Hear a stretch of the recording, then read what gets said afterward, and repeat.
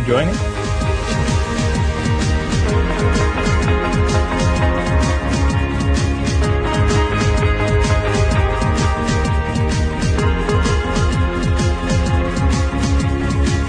Welcome to LOA Today.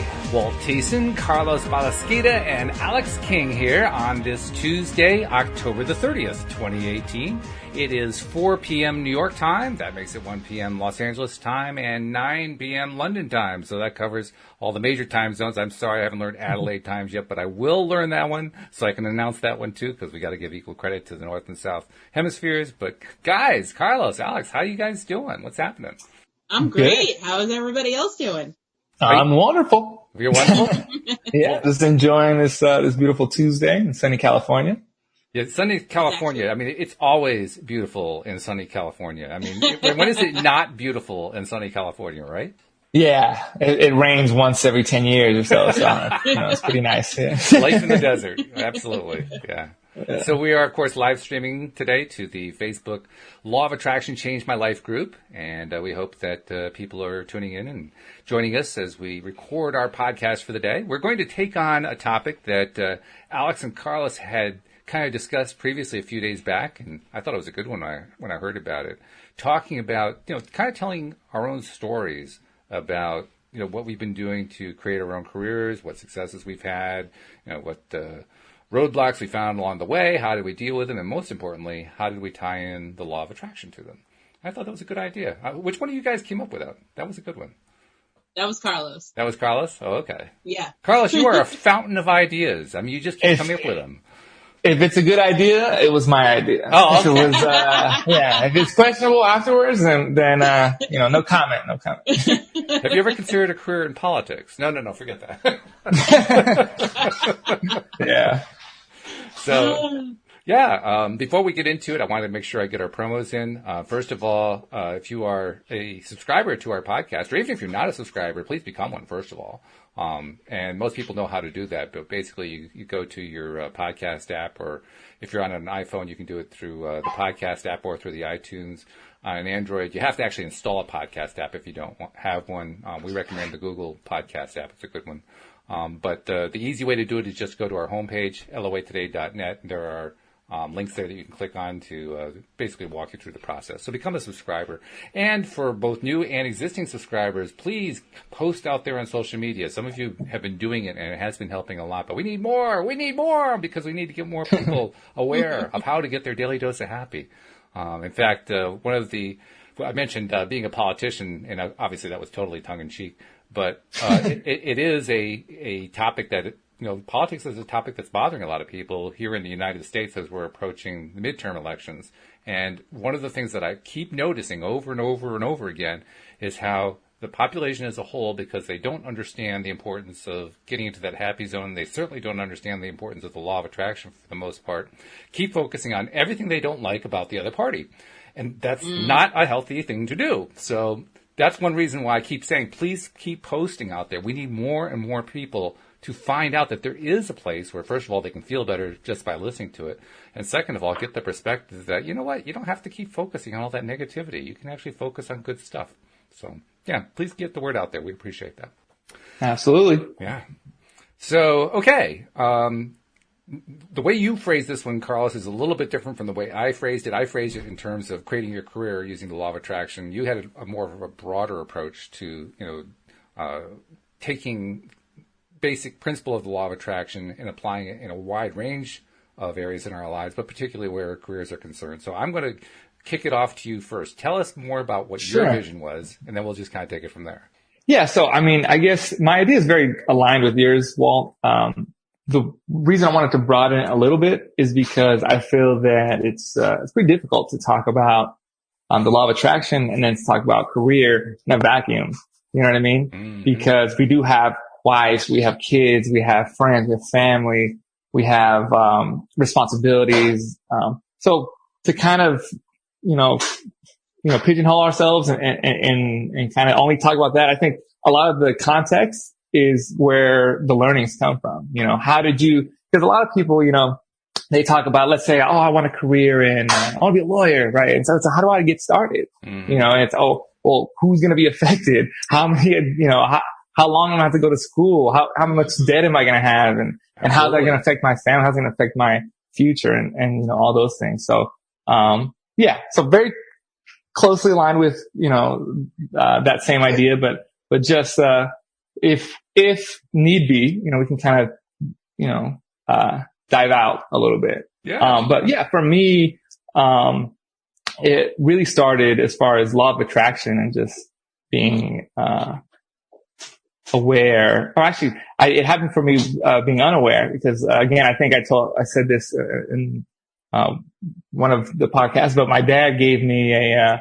Tony Robbins set of tapes at 12 years old, right? Right. Unusual gift for a 12-year-old. What was that? I didn't hear you. I said an unusual gift for a 12-year-old. A good one, but an unusual. Yeah, it is an unusual gift.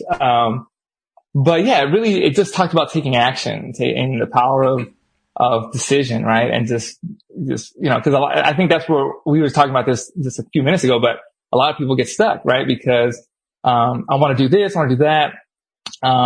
But we call it the, paralysis by analysis, right? You just think about it so much that you actually don't end up doing anything. You just kind of sit around and you think about it or something, and it's always a dream. And then later, you know, and people like Gary Vee and, you know, other notable, social media personalities talk about this all the time as far as, once you get to 80, there's no going back, right? You can't live with those regrets. Regret is like the worst thing that you can have. So okay, now I'm 61, so you're scaring me now. You're just scaring me. I hope you realize that. But this is all context, right? This is how I got into thinking about that life is short, and really you should live with passion, right? You should live with and do something that, you know, gets you out of bed every day, you know, makes you happy, or at least gives you some kind of drive towards happiness, right? For me, it was, go ahead. Nope, I think you still have the floor. Go ahead. Okay, sorry. I thought you had said something there, Walt. It was just, I was practicing my ventriloquism, that's all.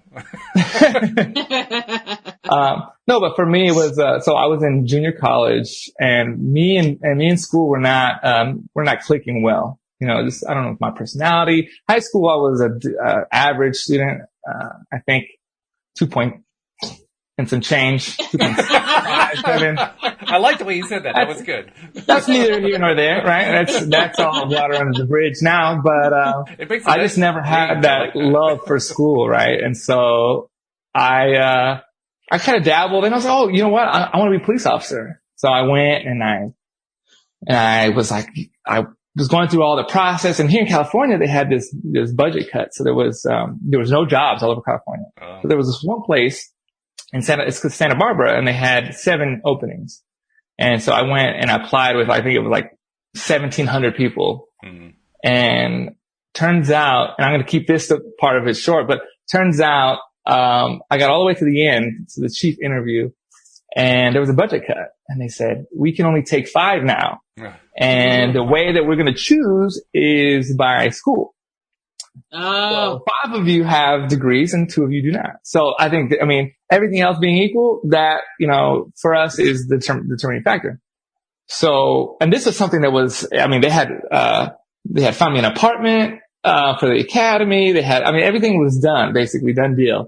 So this is something that it felt like it was taken from me. It was in my hand and it was taken from me. And so I don't know if any of you guys have experienced something similar to this, but where your hopes are all the way up. You know, there's no further up that they can go, and you crash from there. And that could be a very dismal place, right? And oh man, what am I going to do now? Because I had left school, right? And so I went to check. I thought maybe I can go back to school, and school let me know, well, now since you unenrolled, now you're in the back of the line for classes. You can't even enroll for another year, and then the transfer after that is going to be another year and a half. So the future was not looking like it was, very bright, right? There was just a lot of options and not really a lot of places to go. And I think a lot of times we get into that place, and that's where it's the most difficult to manifest things, right? Because you can't see the how.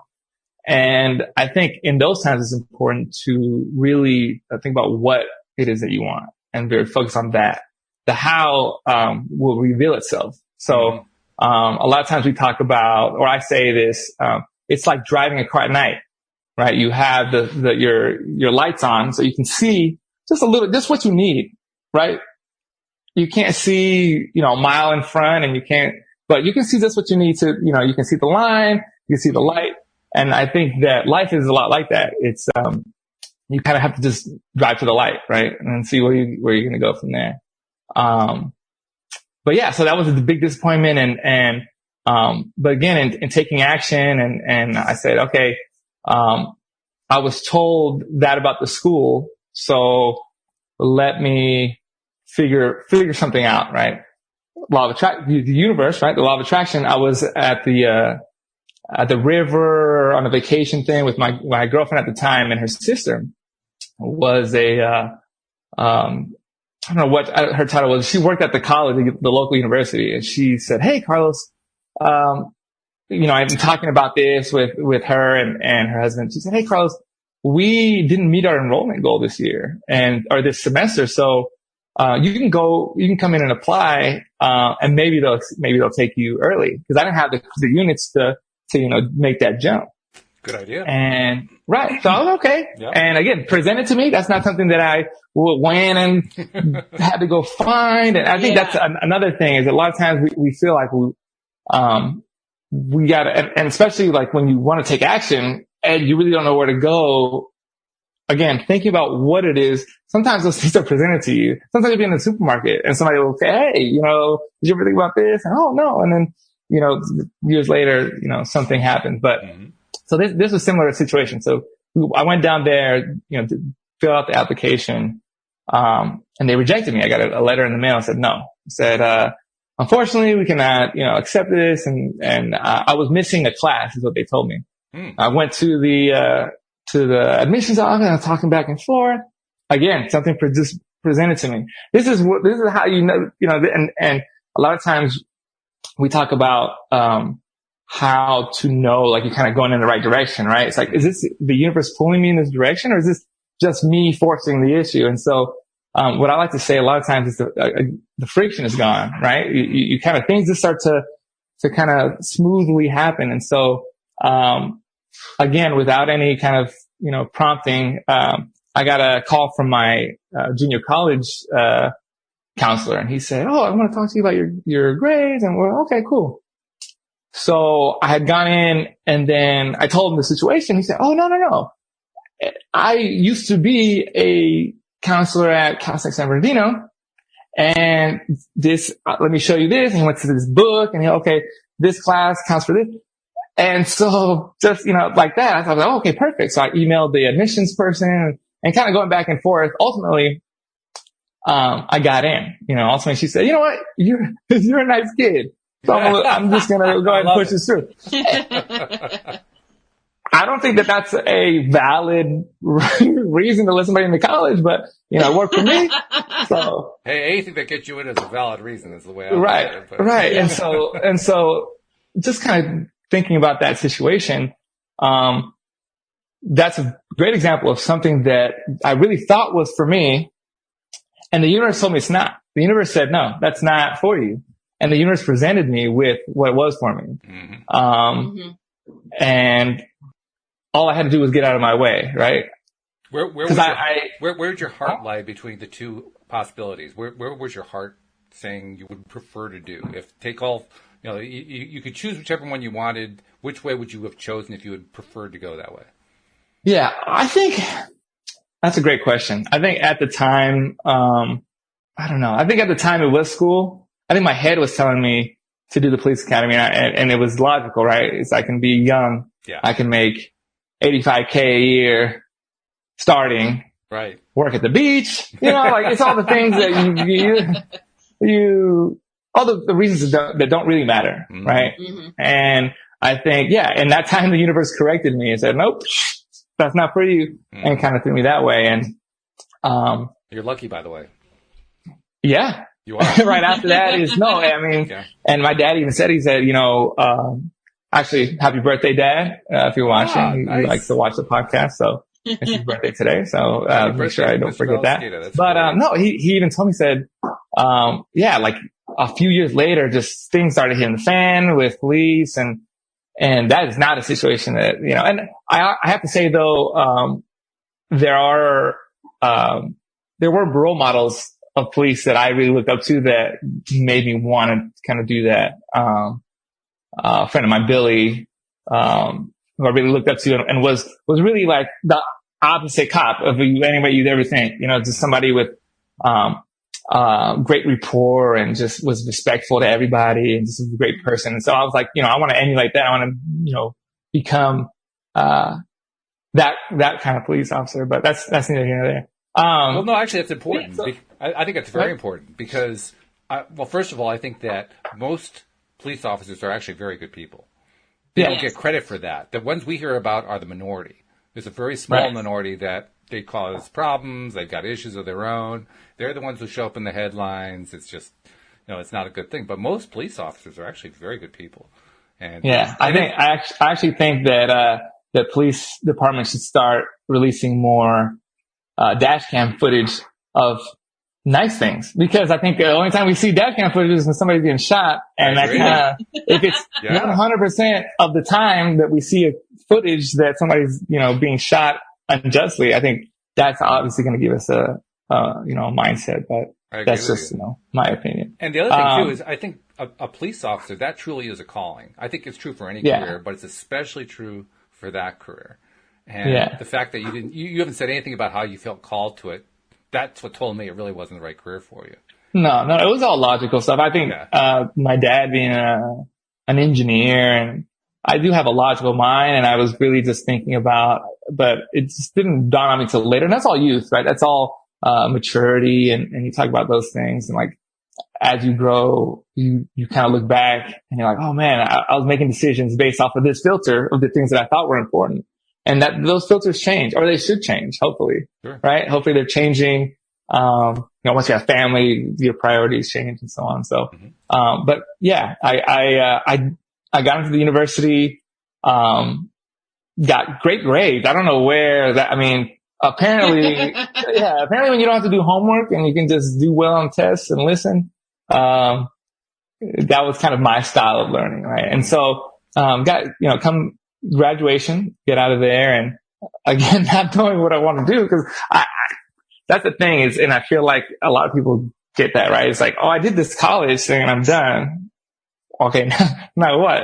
You know what I mean? Like this thought that I had 4 years ago, again, I'm grown. Like I've grown from that. Now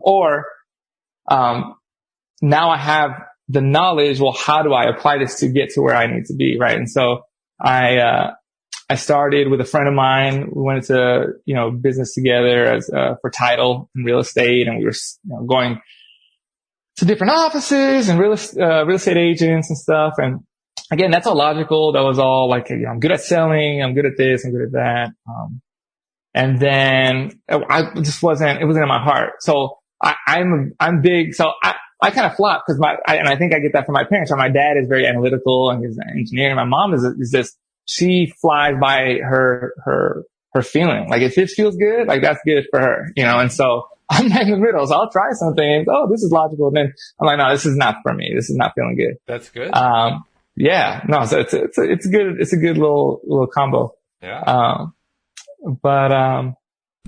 And then from there, and I've never done this before, or I guess before this time, but I had worked all the way through college. So from 16 years old all the way to 24, I had worked. And then I said that it was just feeling so bad that I had to let it go. I was like, I can't.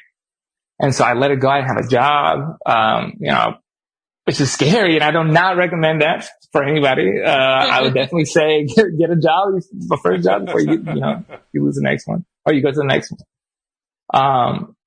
But that was the circumstance that I found myself in. Right. But I think it's a very important point that I want to touch on is because life is a feeling process and we talk about manifesting, we talk about, the biggest part of that is feeling. If you want to manifest something, you got to attach the feeling to it. And so imagine being in a place where that feeling is not possible for you to create. Right. And so now how are you supposed to manifest things from that place? And so that's where I felt that I was at. I was like, this is so negative. This is actually, a detriment to my future more so than not having it at all, right? Like being unemployed and just going to the gym and looking for a job.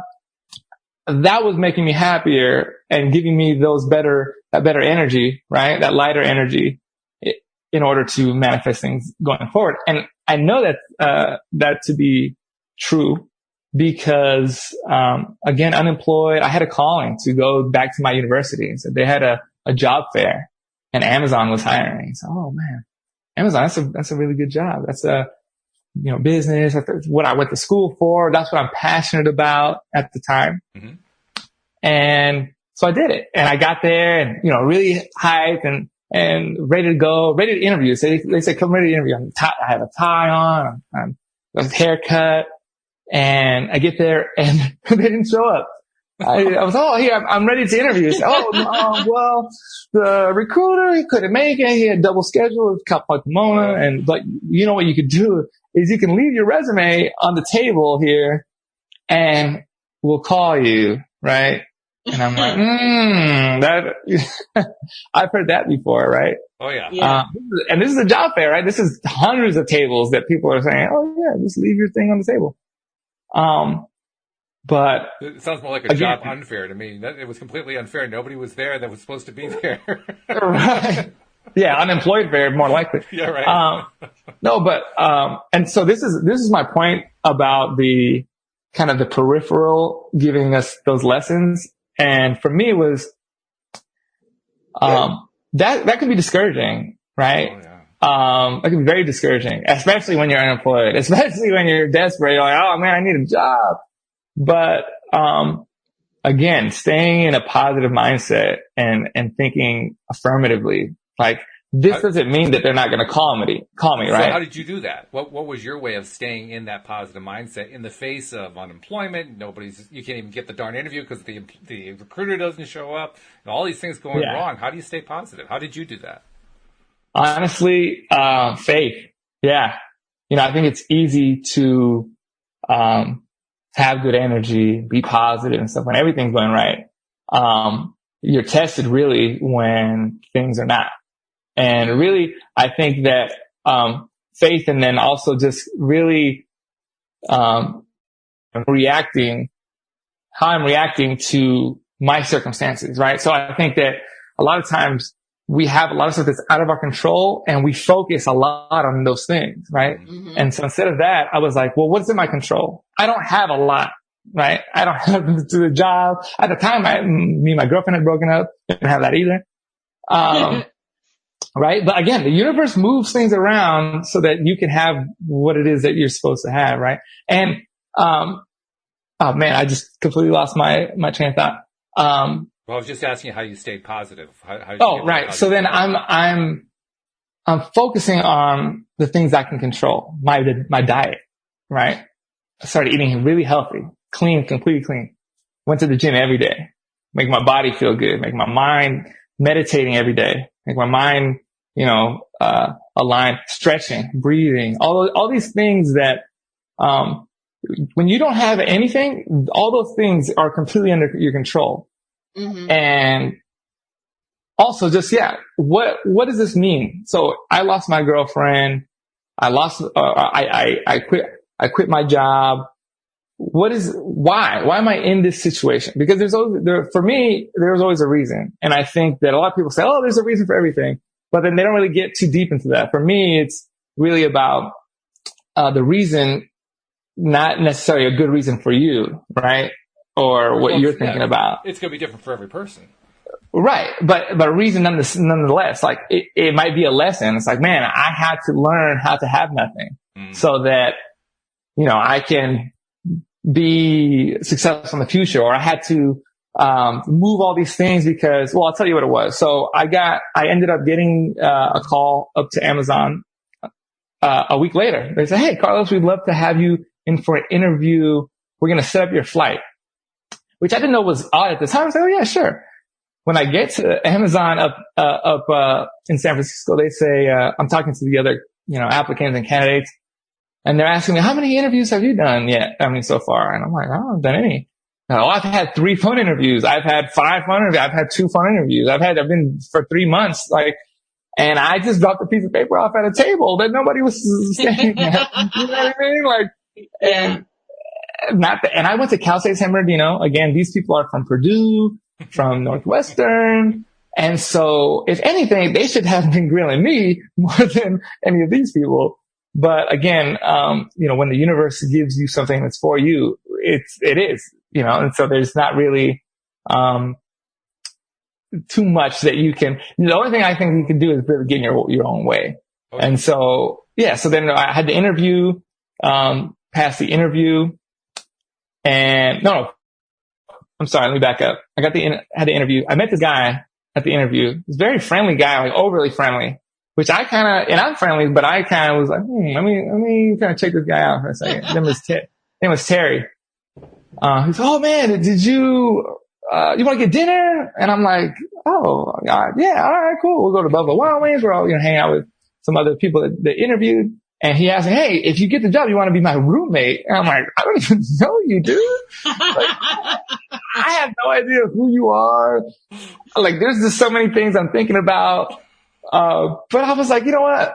I'll think about it. And then we exchanged phone numbers. And then I did. I really deeply thought about it because I ended up getting the job. And I thought about it and I was like, I don't know anybody where I'm going. I don't like to live by myself. I was like, I don't know this guy, but screw it. Like, this is what, again, this was presented to me in such an odd way. It's like, you can't like make this stuff up, right? And so I get to, so we both get the job. Cool. They say you got to move up north in 3 weeks. You have to pack up all your stuff and be up north in 3 weeks. And so we're like, this is impossible. So we have to, as soon as we know that next day, we drive from Riverside to Tracy, California. So that's like, I don't know, 10 hours, something like that.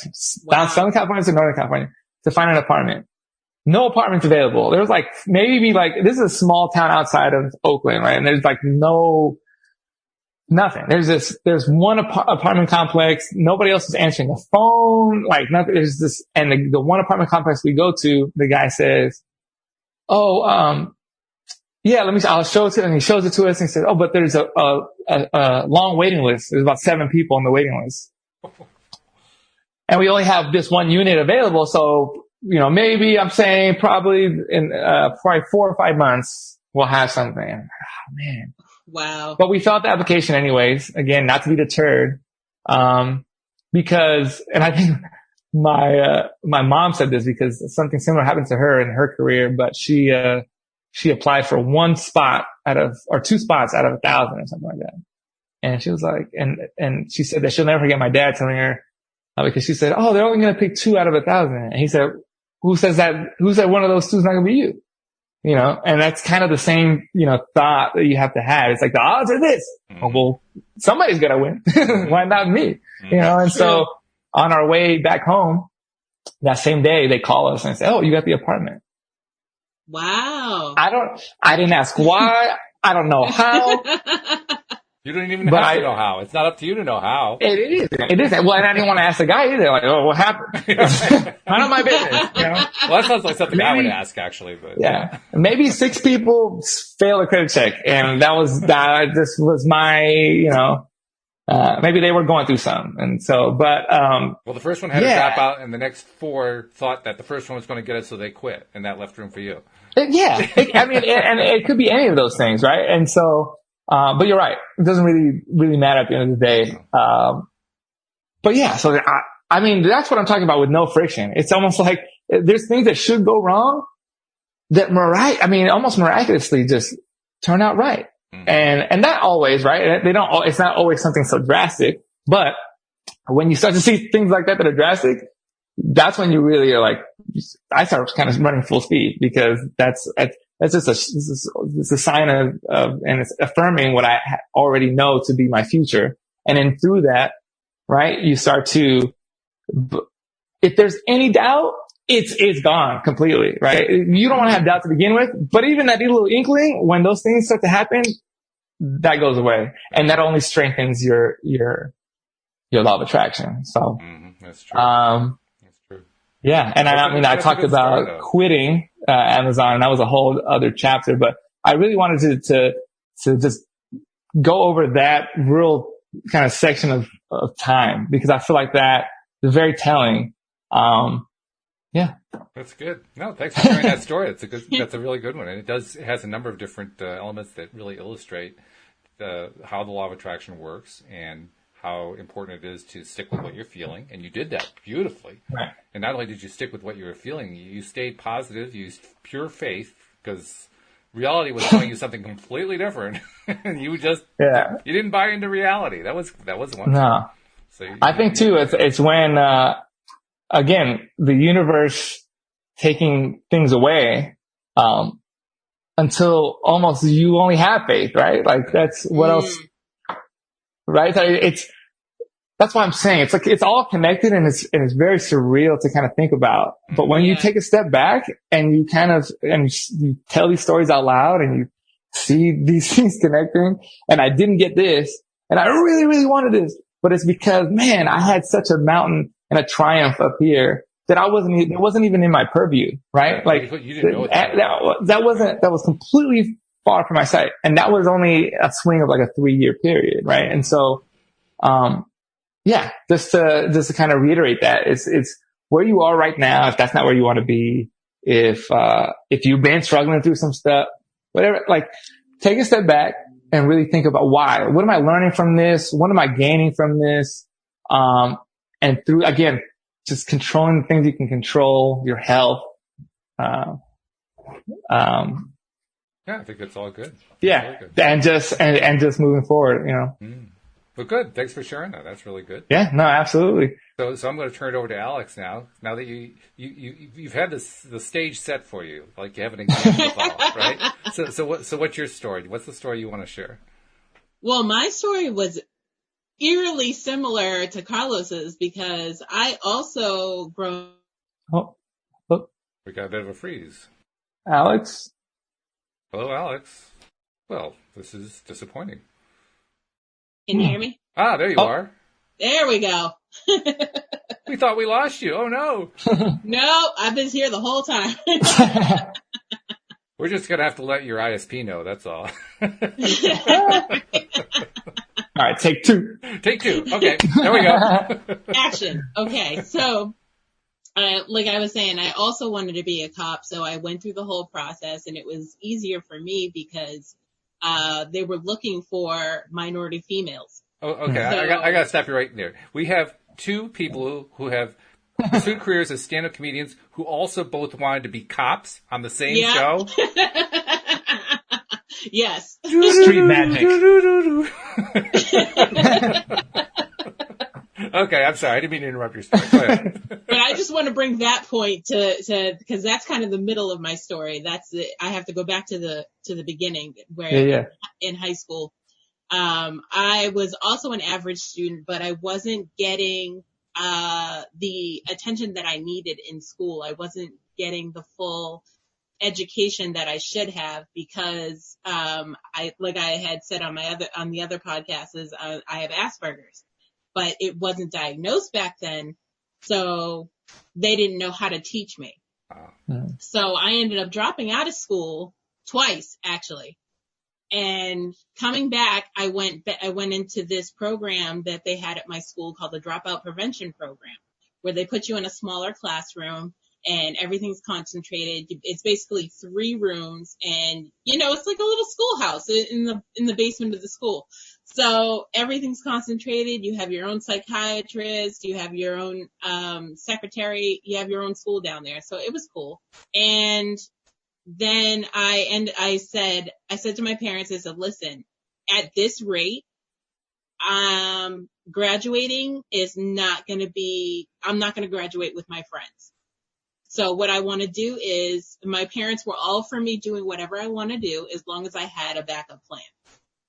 So what I wanted to do was, I said, I'm going to drop out, but I'm going to get my GED and I'm going to take it from there. And which was weird because thinking back, I never had college in my mind.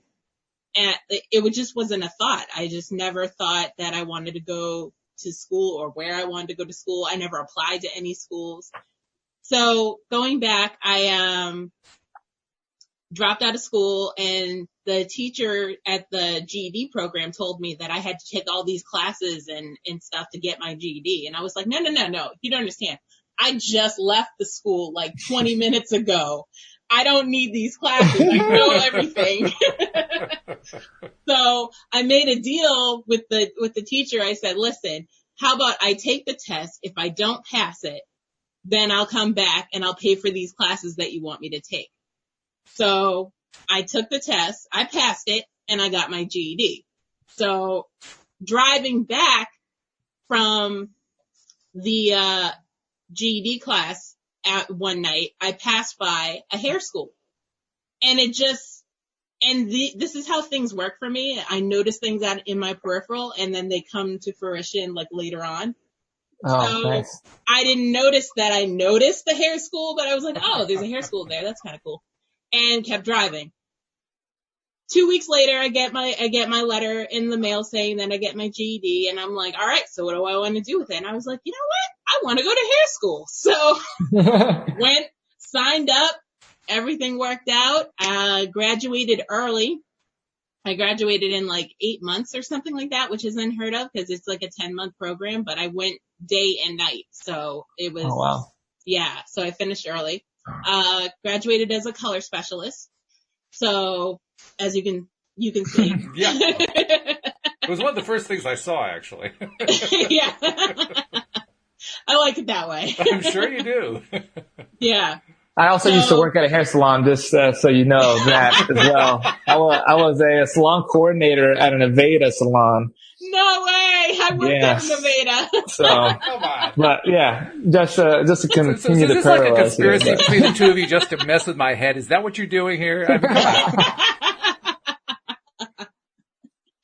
Oh my God. That's funny because my first job at a hair school was at an Aveda. They wanted me to assist, and I was like, no, I'm not assisting. I'm a hair stylist.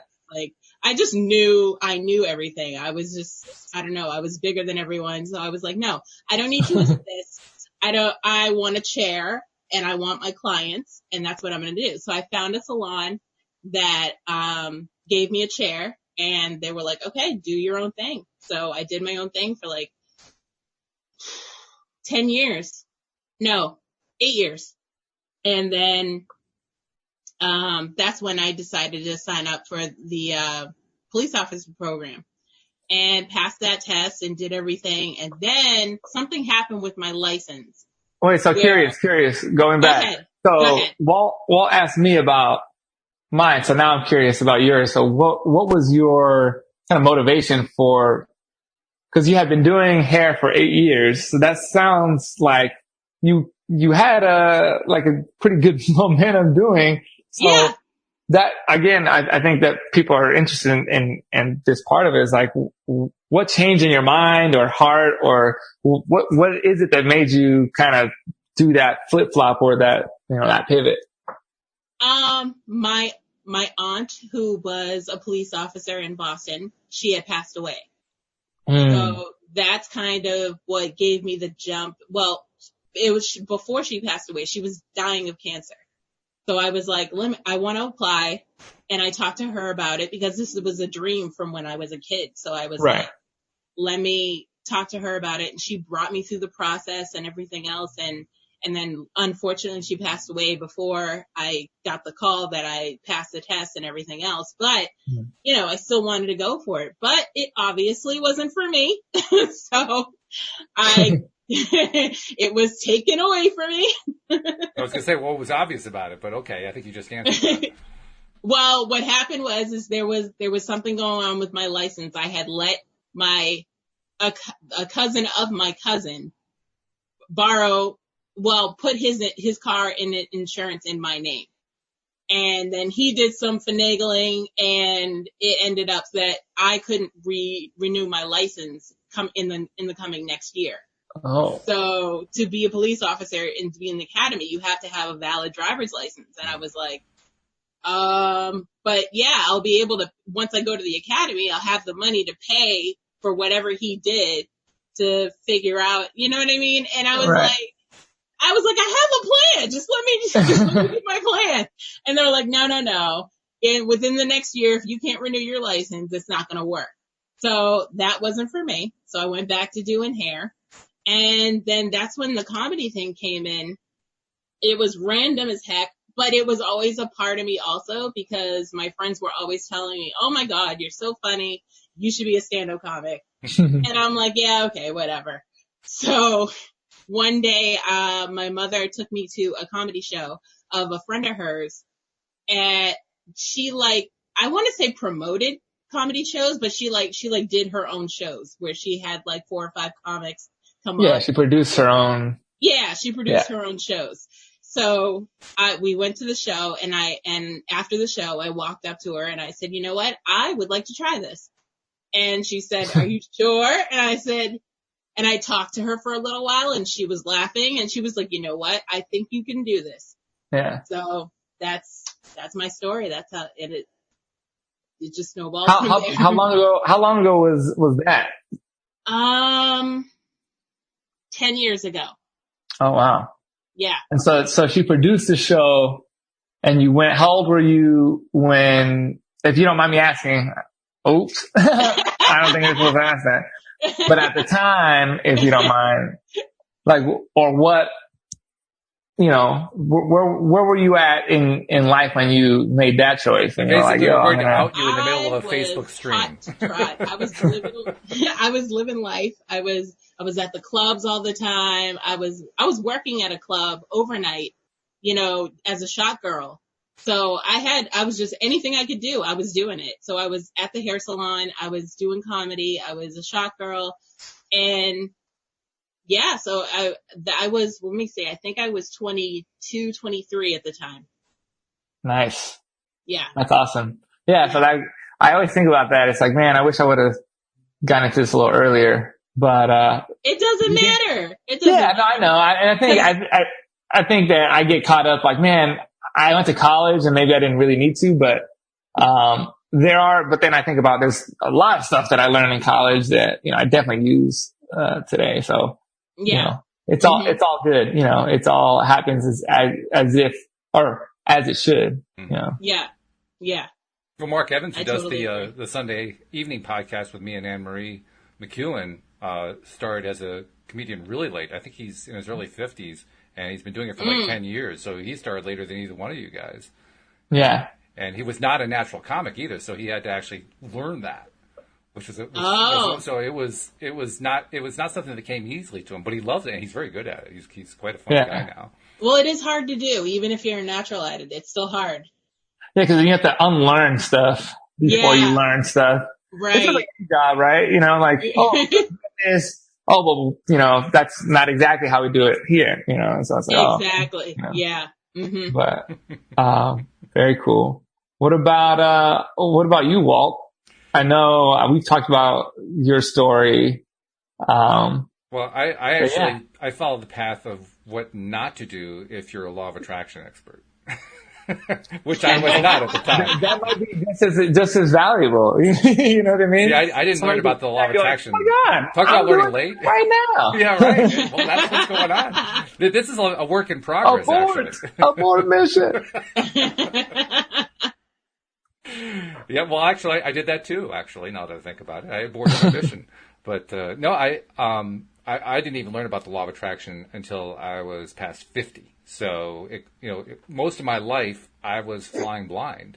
I did take a Tony Robbins course, so we did have that much in common. I took their Unlimited Power course that he offered back in the 80s. It was like a collection of cassettes that you get. But I have to tell you, even after listening to half the cassettes, I was lost. I had no idea what he was talking about. It didn't resonate with me at all. I mean, some of it sounded pretty good, but I had such a left-brained belief system, which meant that I really didn't have much of a belief system. I was all pure logic. Right. I was Mr. Spock. and that's like the worst thing you can do when it comes to trying to pursue a career. Now, I've had quite a bit of success where my career was concerned, but, and this is the big but, I learned very early on that I was quite computer savvy. I mean, back in the early 1980s, nobody used computers. I was one of the very first adopters of a computer, and that just led me, every step of the way. Well, I know how to use a computer. Oh, you're hired. It was that kind of a deal, and so I kept going with that. The thing is, I didn't love computers. I was good at them. I mean, I could just practically drink it in. I could make sense out of it. Well, actually, the very first time I had to talk to my brother, who was a software engineer, he explained some of the stuff. But once he explained it, okay, I get this stuff. I know what to do with this. And that's what I did. I could do stuff with it, but I didn't love it. And I kept building a career doing stuff that was related to computers, and I didn't love any of it. You do that long enough, a few things happen. One is you're just in it for the money. You just lose interest in what you're doing. You learn it because you have to. And that's, I don't know how to describe how painful that is for a career. It's bad enough when you have to learn something in school that you don't want to learn, right? It's even worse when you're being paid to do it. It's like 5 times worse than when you do it in school. In school, at least you can kind of, you can play hooky, or you can walk away from it and just, not study or whatever. You can't do that in the work world. You got to work anyway, even though you don't like doing it. So that's pretty miserable. And the bottom line is, even though I was fairly successful with computers for a number of years, I actually got to the point in my life where I ran into a brick wall. The brick wall was, I can't do this anymore. I just can't. And it's not like I don't use computers. I'm still doing stuff all the time. I mean, my wife's gardening business, I do all the computer stuff for her, and I help her with the bookkeeping, all the things that I'm good at. But so it's not like I've stopped doing it.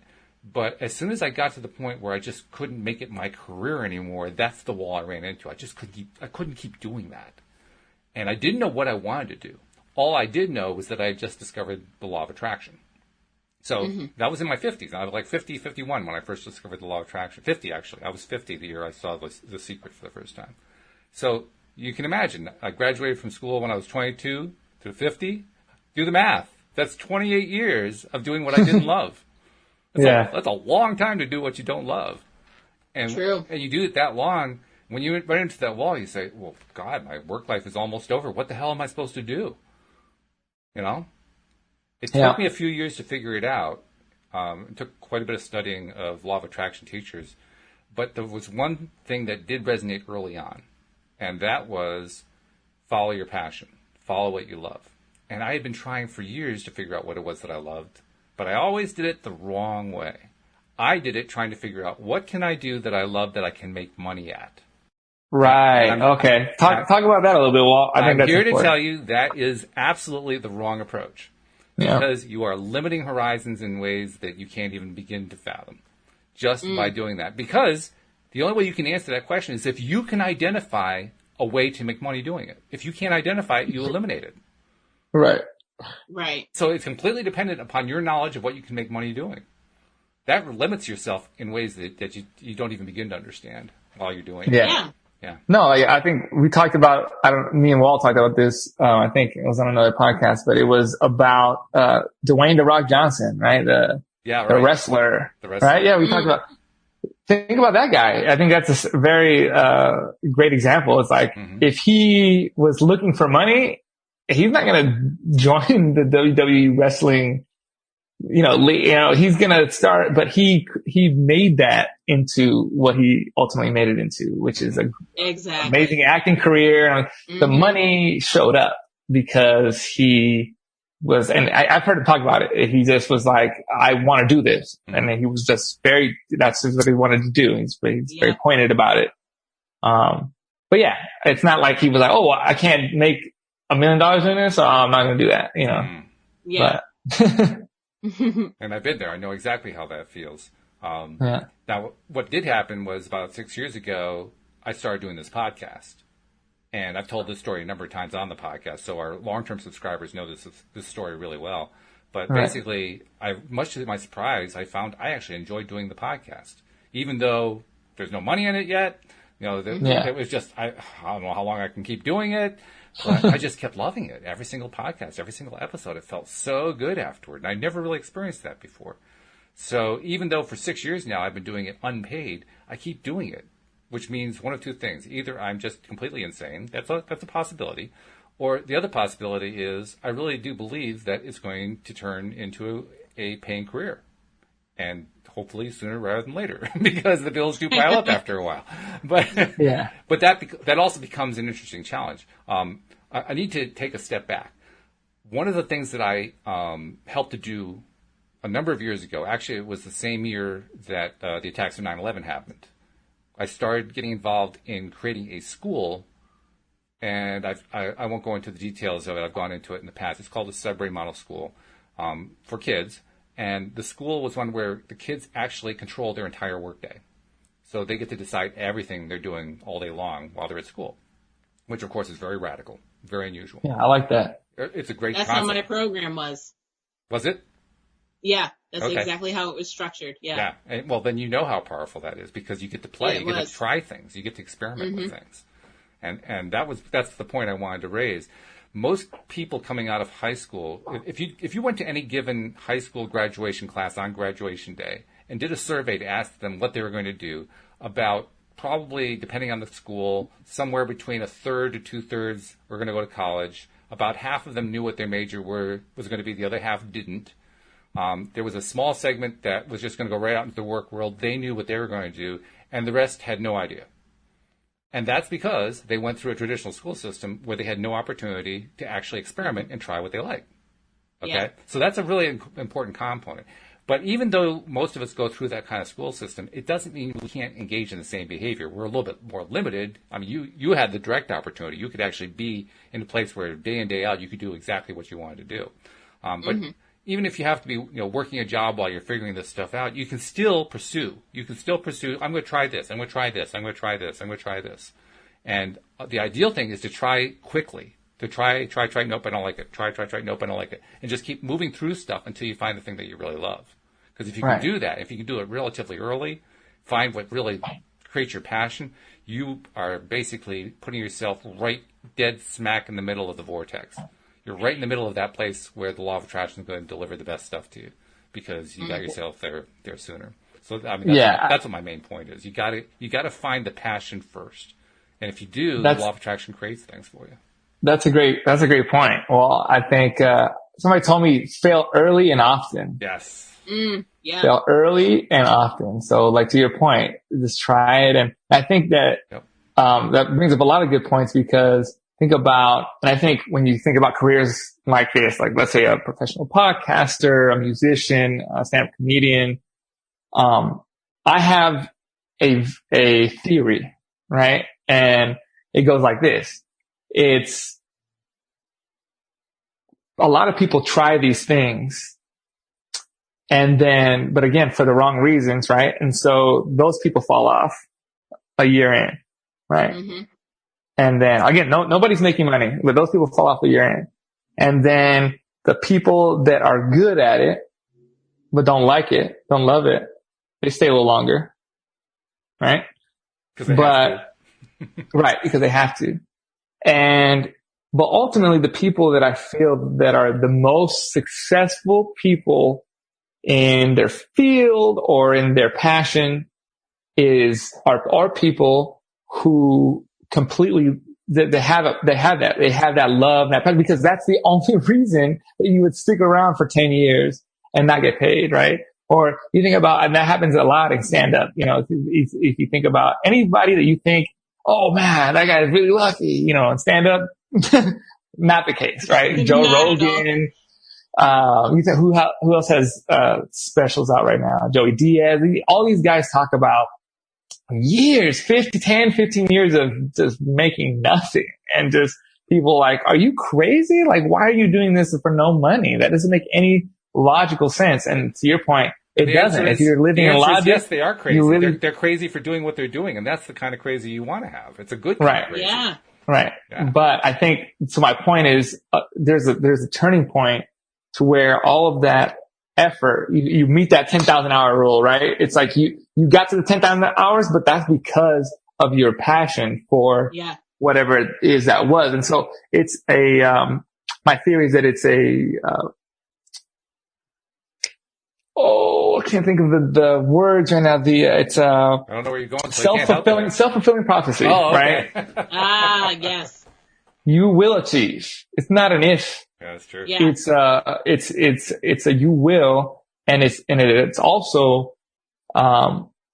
it's just a matter of time, right? It's can you hold on that long? And some people can't. And it's because circumstances, that's fine too. But ultimately, and if you talk to all those successful people, they'll tell you, oh, what is it about now versus when you were not making money at it or whatever. And for the most part, I think like 9 out of 10 of them would say, I just started really being me, being myself. Yeah. I think it's, when you hear these interviews, I listen to a lot of podcasts and other people interviewing others. Listen, have that ear. That almost comes up almost 100% of the time is, you know what? I was trying to find who I was and then ultimately, and that's why that takes time, right? 10, 15. They're at the point where like now they are 100% themselves. They're completely comfortable, but then that also means that their careers, because they did what they love and then that turned into money. And then so that's, it's kind of a culmination, of all those things. So and some people that was a great point. Some people may wonder too, how is it that you can pursue something if you're not getting paid all that time? And the simple answer is you have other means of support while you're doing that. It's not your only thing that you're doing, but you have to make the time to do the thing in your spare time. Right. And, you're right. And that's the thing is if you don't make the time, do you really love it that much? That's a good question. It's a very valid question. Yeah. But, okay, so I'm playing devil's advocate because, so I just said that, but I've gone through that. And so like, I'll kind of interject here real quick. And the comedy thing for me, it was a point where it was like, this Amazon thing is too overpowering in my life to allow me to do this. Right. And so to me, that's where I was like, and again, I think my personality type is unique too in the fact that like, I'm very 100%. If I'm doing something, I'm doing that 100%, but it's very hard for me to do multiple things at that level. So like, for instance, I was working at, selling phones when I was in college and I was making like $90,000 a year. This is like back when, selling cell phones in a kiosk in a mall. This was back when they just introduced the no contracts. So phones were flying off the thing like, it was like candy, right? Right. Yeah. Right. But then I'm like, they're calling me into work because things are always busy. Oh, yeah. And then I'm going to school too. So it's like, well, my school is not doing that well, but it's like, man, I'm making $100,000 almost. But you know what I had to do? I had to quit that job. You know what I mean? Because I knew that I was going to give 100% effort here and this was going to go to the wayside. And so to me at the time that the school was important to me. Right. And so, and again, that's just my personality. So I can see where people are conflicted. It's like, man, I really love this. I love to paint. But man, I'm a lawyer. When I come home and I just like, I've been reading my mind is fried. how am I supposed to do this? And it's like, well, then now I start to question myself. Is this something that I really love or is this, I'm just trying to escape? It's a lot of, mental mind freaks that can be played. But I think that just knowing yourself, right? And that for me was the way that I can jumpstart this, right? And so now obviously you got to find income. You can't just like, throw it all to the wayside. But well, this is going to freak you out because we just used up our hour. We got to end the podcast. Oh wow! What? It felt like 5 minutes. Yeah, it's like boom. What happened? I feel like I was talking. I can talk a lot, so we've discovered. I apologize if I didn't. No, I just felt like the time was going really quickly here. So let's carry on the conversation next week. It's a good topic. We'll just continue the same topic next week. Okay. Cool. So I hope you guys have a great week, and actually I'll be talking to both of you in later podcasts this week. So. We'll talk to you guys then, okay? All righty. All right. And we'll see you all next time as well here on LOA Today. Goodbye, everybody.